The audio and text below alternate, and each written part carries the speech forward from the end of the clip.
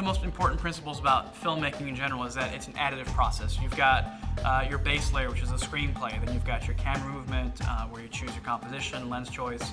Obviously, you have the dialogue, you have Foley, which is additive sound, you have soundtrack.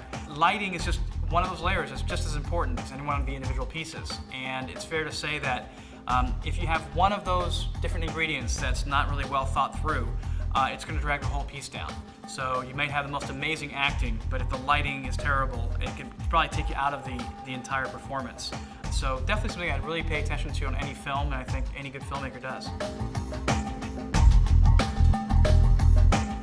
As you transition from shooting stills to video, you're going to find that in terms of reference, in terms of equipment, light meters are just as useful in photography as they are in filmmaking.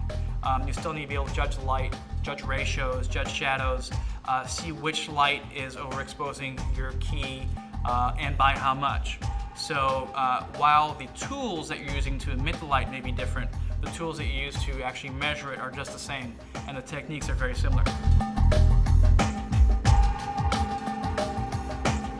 On motion picture sets, it's not uncommon to be working on a larger scale, and the lights you use also tend to be continuous and are not always dimmable. So when you communicate with your crew, it's really important to be able to tell them very specifically what you need done. So when you have a light meter and you know that that light is exactly a third of a stop over X or half a stop, you can tell them to go ahead and put an ND in front of it or a scrim to cut the light down really quickly.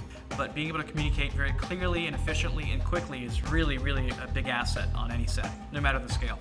So it's very common for a gaffer or DP to have a light meter in their kit, and we use them both in terms of incident light meters and reflective. The obvious advantage of the incident is that you can put it right up to your person's face and get the measurement that's being emitted towards your subject. And the spot meter obviously allows you to measure at a greater distance, which is very important on a number of occasions. You just want to see what that background is looking like, or if you're using natural light as well and trying to mix that in.